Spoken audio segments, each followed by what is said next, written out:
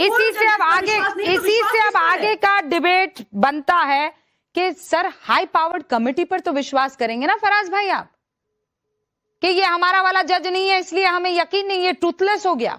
हमारा वाला जज कौन होता है? जस्टिस बहरुल इस्लाम होते हैं हमारा वाला जज? कौन होते हैं? टाइम के जजेस हैं रूबिका जी, ये सारे इनके टाइम के जजेस हैं, इनके टाइम पर कमीशन हुए, इनके टाइम पर सिस्टम के अंदर आए, तो इन्हीं के टाइम के हैं। ऑल राइट ममता जी, फराज भाई जवाब देंगे। फराज भाई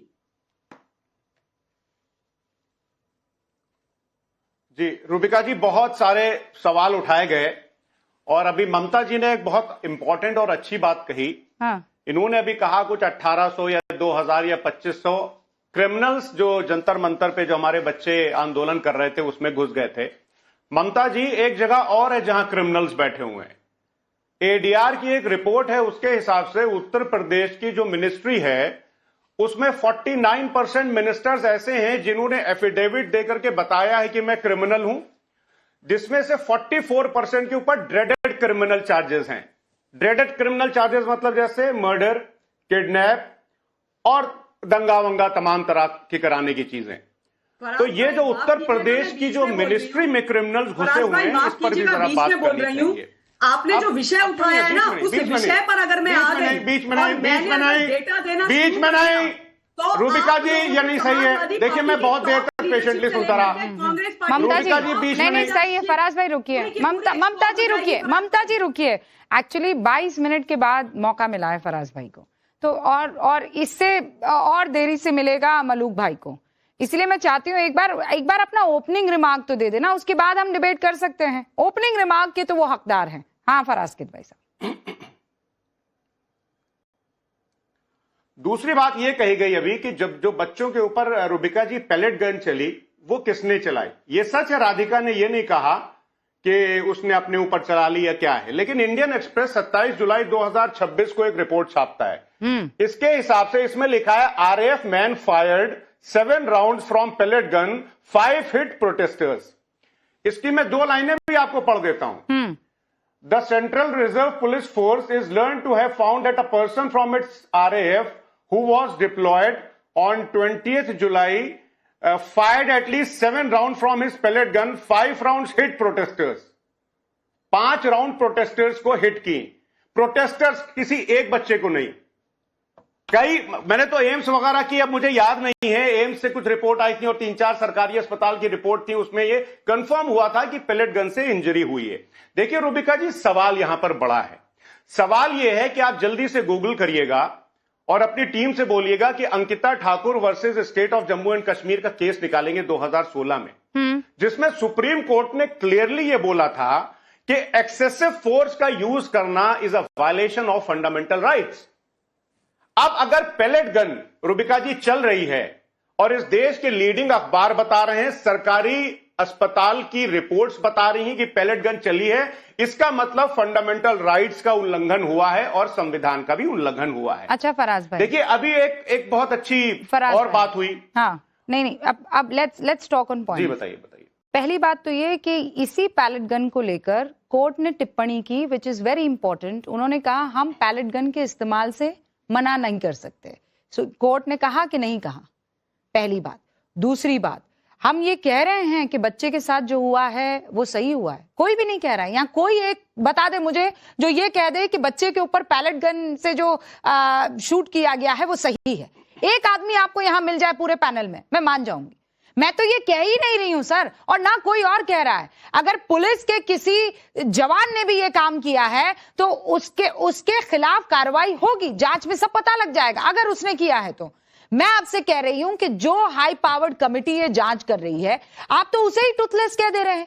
आप उस पर बात करने की बजाय इधर चले गए, उधर चले गए, कश्मीर चले गए, कन्याकुमारी चले गए, किताब खोल दी, इंडियन एक्सप्रेस ले आए, सीधी सिंपल बात नहीं की कि हाई पावर्ड कमेटी पर कि कोई कैसे ऐसे एतराज कर सकता है।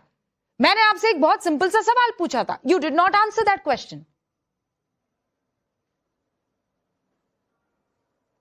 अब मैं बोलूं रूबिका जी? एब्सोल्युटली।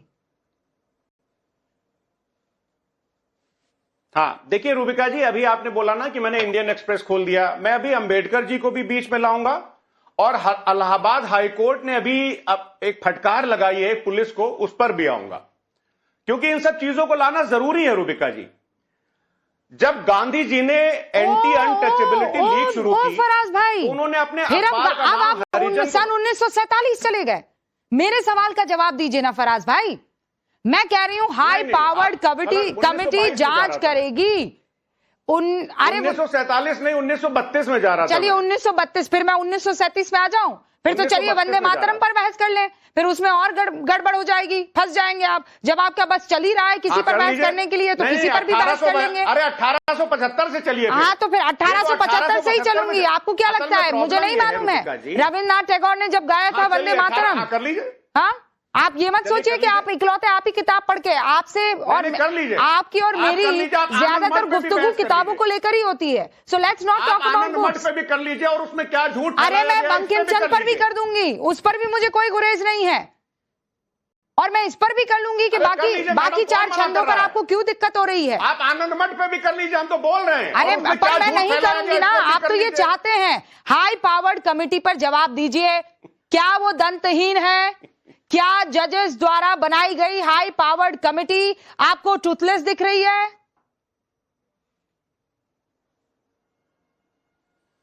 देखिए रूबिका जी, मेरा जो है इस देश की कोर्ट्स पर और इस देश के संविधान पर सबसे ज्यादा भरोसा है। आज मोदी जी का जो ये काल चल रहा है, फिर मोदी जी उस काल में क्या हो रहा है ने जो हाई पावर्ड कमेटी को टूथलेस कहा है, वो सही है कि गलत है? भाईजान, छोटी सी बात पूछी है मैंने।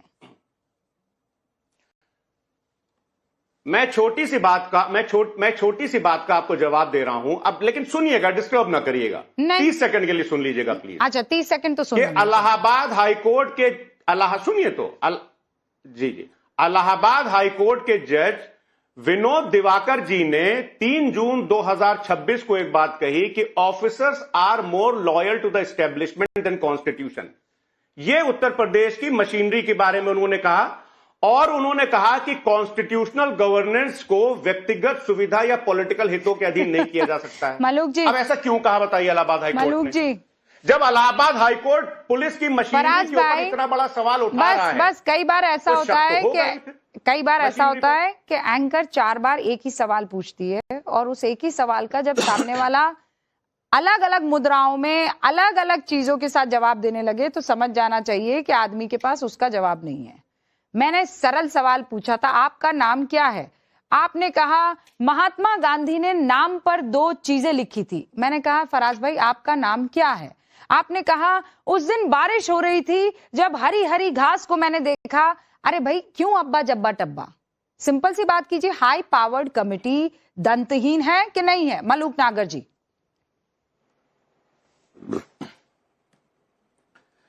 देखिए रूबिका जी, ये कहने के लिए कहते हैं कि संविधान के हिसाब से मूव करेंगे।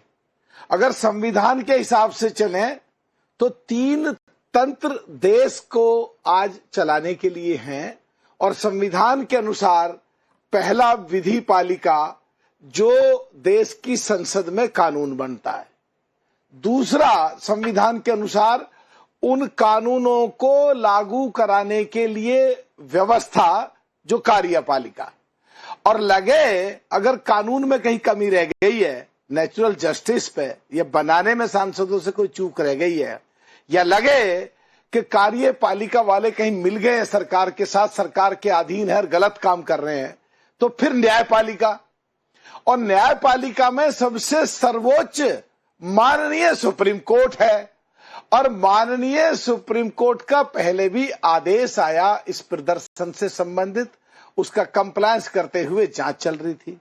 इन्होंने कहा जांच में कुछ न सरकार हस्तक्षेप कर रही है, तो माननीय सुप्रीम कोर्ट ने जांच के लिए हाई पावर कमेटी का गठन करा, जिसके मुखिया माननीय सुप्रीम कोर्ट के रिटायर जज और बाकी अलग अलग प्रदेशों के हाई कोर्ट के जजेस और देश की जो एजेंसी सीबीआई आदि के रिटायर ऑफिसर और प्रदेशों के जो चीफ सेक्रेटरी या डायरेक्टर जनरल पुलिस जो मुख्य पोस्ट से रिटायर हुए हैं, उन अधिकारियों को लगा के एक कमेटी बनाई, और कांग्रेस अगर उसको आके आज दंतहीन कह रही है, माननीय सुप्रीम कोर्ट के आदेश को कुछ नहीं समझ रही है, और जब इन पर कंटेम्प्ट ऑफ कोर्ट के केस चलते हैं तो घुग्गू की तरह जाके हाथ जोड़ के माफी मांग के बड़ी मुश्किल बच के आते हैं। हाँ। फिर संविधान से खेलते हैं, संविधान की किताब केवल दिखाते हैं, संविधान के अनुसार चलना चाहते नहीं है। क्या देश में अराजकता फैलाना चाहते हैं? क्या देश के संविधान के अनुसार देश की सो कॉल्ड इंडिया गठबंधन की सबसे बड़ी पार्टी कांग्रेस मूवमेंट करना नहीं चाहती? यहां आके ज्ञान बांटेंगे, आए बाएं साए लाए टाए फिस, कुछ मतलब नहीं है दिन बात का। गुड मॉर्निंग कहेंगे, मक्का बोइए, अरे पूछ कुछ रहे हैं, बोल कुछ रहे हो, समझ नहीं आता है कि अगर माननीय सुप्रीम कोर्ट ने आदेश दिया और हाई पावर कमेटी बनाई और उसमें ज्यादातर रिटायर्ड जजेज रखे, तो जांच हो रही है, ये एफआईआर भी पहुंच जाएगी तो और साफ हो जाएगा। और अगर सो कॉल्ड नहीं सर, मलूक सर ये देखिए तो सही क्या कह रहे हैं। वो ये कह रहे हैं कि it is headed by a former Supreme Court judge who served as Chief Justice of Gujarat High Court। अरे गुजरात हाई कोर्ट ना हो गया, पाकिस्तान का हाई कोर्ट हो गया। रूबिका जी 10 सेकेंड, रूबिका जी 10 सेकेंड। इसका मतलब ये गुजरात को अपने देश का प्रदेश नहीं मानते क्या? इसका मतलब क्या ये जुडिशियरी गुजरात हाई कोर्ट के जज को करप्ट कह रहे हैं क्या? क्या इनको अधिकार दे दिया जजों की और कोर्टों की बेइज्जती करने का? क्या ये कंटेम्प्ट ऑफ कोर्ट को नहीं डरते हैं? हाँ। एक बात रूबिका जी, एक बात और कह रहा हूं, जब अमृतसर के पुलिस कमिश्नर ने कुछ लोगों को पकड़ा जो आतंकवादी गतिविधि में शामिल थे।